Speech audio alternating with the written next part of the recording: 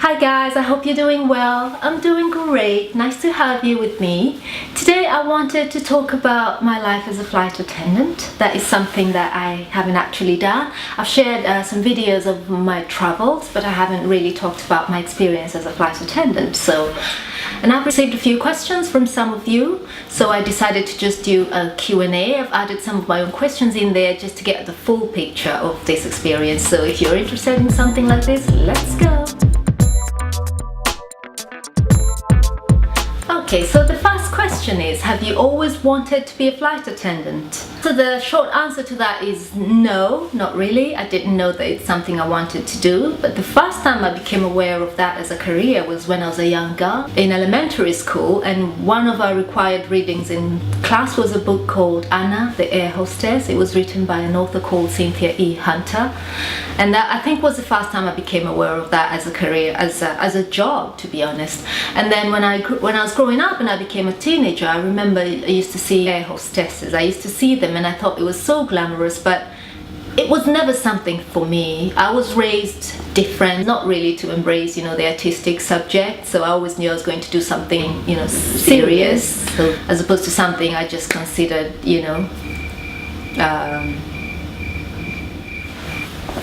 And then while I was working, I remember back in 2012 or 2013 is when I started to think of a career change seriously, and that came to mind and I googled it. But when I saw some of the conditions, the pay, the seniority, I figured, nope, this is not something for me, and I just moved on from there. Come spring of 2014, I had a friend of mine visit me. Her name is Pierrette, and she was visiting from Brussels, Belgium, and we spent some time together, and she had an interview scheduled to fly for Belgium's national carrier, Brussels Airlines, which to me was the first time that somebody I know that well was going to work. That brought it close to home. And then in the summer of 2015, I met a friend of mine up in New York City. Her name is Liz, and to my understanding, she had worked as a flight attendant while living in Dubai. She was able to fill me in on the details. I asked her all the questions I had about it, and she had some, she told me it wasn't that bad as a career if you looked at all the benefits that you got from it. And probably that's the first time I thought, okay, because I remember telling her, I'm going to become a flight attendant, but I had no intentions of doing it. And that really was how I became conscious of that as a career option. So the second question is, how long have you been a flight attendant? Well, I started out summer of last year, 2016, and I didn't start out here. I actually was in Europe, in Brussels, Belgium. So I was there for a different reason, and I ended up applying for the job almost on a whim because I didn't expect I would get it, and I really was just passing through because I don't live there anymore. That used to be my home before I got married and moved to the US to join my husband. So it was on a whim, and I forgot all about it. And at one point, a few months later, they called me in for the interview. And so I did the interview and I passed, and I followed their 2-month training, and I started in the summer of 2016. And after being sure that it's something I liked enough to do long term, I decided I have to transfer back here to the United States to be with my family again. I applied to the American companies and I got called to work for the world's largest airline carrier, which I work for right now, and I'm very happy with it. So this is now the summer of 2017, so I've been doing it for a year. The third question is, what did you do before you became a flight attendant? I'm a finance professional. My degrees are in finance, and I worked in accounting while I was in Brussels before I relocated to the United States, which then got me into financial analysis, which is what I did until I resigned to try something new. The fourth question, why did you become a flight attendant? Well, it was mostly like I said, I kind of stumbled into it, but mostly when I was thinking about a career change, I just knew that I wanted to work with people. I wanted to actually interface with people and have interactions with people. I was going through a change in my life where I thought I want to live a life that counts for something, a life that matters, and to me that was human interaction more than anything else. And at the same time, I'm very much an introvert, and I want to be able to break out of that shell and learn to speak with people and to be able to just have conversations at the drop of a hat. I just want to be able to be more spontaneous when it comes to human interaction, because that's something that I found that I struggled with even when I was working in my career in finance. Every promotion I got was because I got a qualification for it or something, but when it came to networking, I think I realized quite early on that that would not be my path to climbing the corporate ladder. Oh my gosh. Sorry, baby. Sorry, guys, I had to interrupt because I just got an alert about my flight. I've got to catch a flight tomorrow and I hadn't checked in, so that was just a reminder to check in. So what was I talking about? Why I became a flight attendant. So yeah, I am introverted and I wanted to learn to just open up and be more comfortable speaking with people. Where are you based? That's question number 5. Where are you based? So my airline is headquartered in Dallas Fort Worth, and that happens to be my base. It's a very senior base, so I'm very lucky that I got it, and I mainly got it because if you speak a foreign language, they wanted you at the headquarters. So my current base is Dallas Fort Worth, and I commute from there. I commute between where I live on the East Coast down south. It's about a 4-hour commute, and I take it every time I need to go fly, every time I need to work a flight. Question number 6, how many hours do you fly? So guys, this is the interesting part about being a flight attendant. 5 hours in a month. So you know what that leaves us with? Anywhere between 1 to 2 weeks free, where you literally have nothing to do. It's your free time. You're free to do whatever you want. You're free to go on your private trips to whatever destination you want. That's part of your benefit package.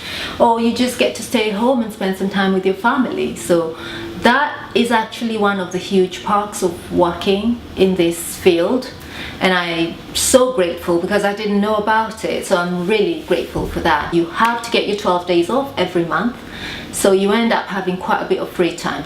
Now, if you decide you want to pick up more trips, you're free to do that. You can waive that protection and say, I want to fly up to 100 hours, I want to fly up to 150 hours. It just depends on what season you're in your life. It depends on, the projects you're working on.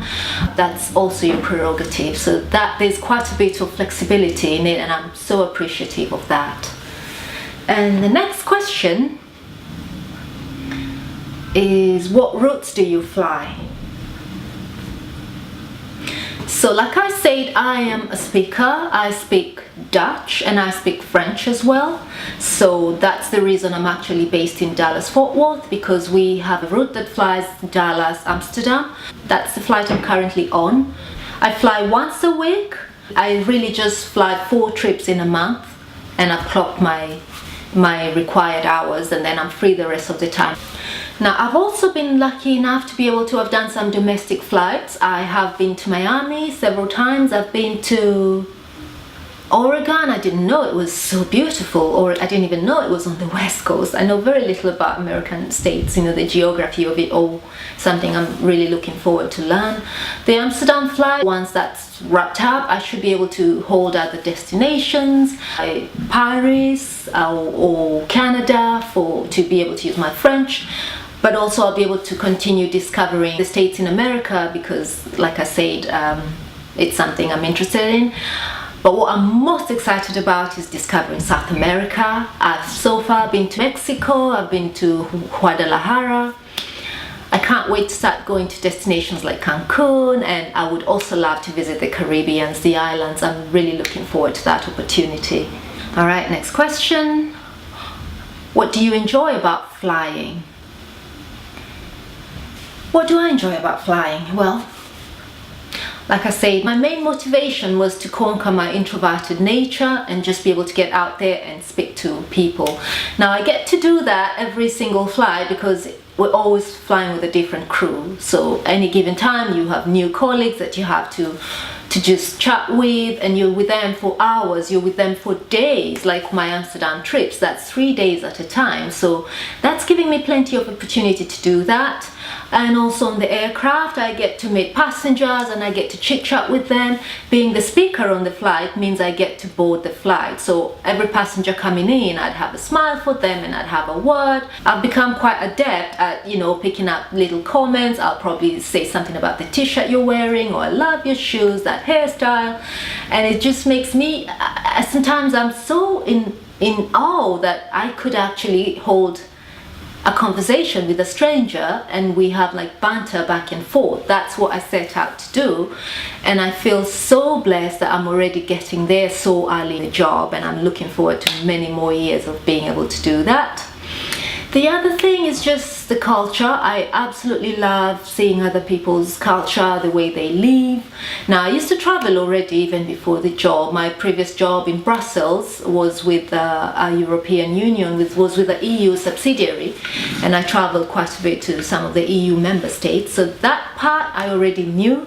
So flying now allows me to assimilate people's culture, and you start to understand that we all want the same thing, and it's so mind-opening to be able to see that, to be able to understand that you can make a living anywhere, that at the end of the day you just happen to be born where you're born, or you happen to migrate to where you are, but we're all wanting the same thing, to just live peaceful lives. That I really appreciate about this job. So another thing I enjoy about flying is just the independence of it. You are pretty much your own boss. You're not reporting to anyone as such, so everybody gets to manage their position the way they were trained to do it. So that really gives you a feeling of competence. Another aspect I enjoy is the autonomy of it, because it's up to you to get yourself to the airport on time, get your sign in on time, get on the aircraft on time. It really teaches you to just be independent. Now, that's something I've already been doing in finance, because you know, you've got the reports that are due on day 1 and day 2, day 3, day 4. You just have to stay and get them done. So it's not a new aspect, but it's something that I appreciate that it's carried forward here. Another thing I really enjoy about flying is the benefits. It's amazing that you get to book a flight, you know, 2 hours before departure, and you can still get on it. I really like the freedom to just travel at the drop of a hat. Now, my husband and I, we're the kind of people that we always book the flight too late, you know. We live a spontaneous life that I think every flight we've booked, it's been with a week to go, so you can imagine what prices we've been paying. And now working for an airline, we can continue to do that, but without, you know, getting the repercussions of that kind of a lifestyle, because we really just like to be spontaneous and to be able to get up and go when we choose. So how does your family feel about you flying?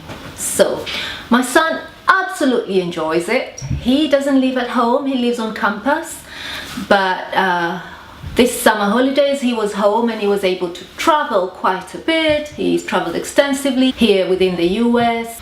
So he was raised in Belgium, so America is also new to him.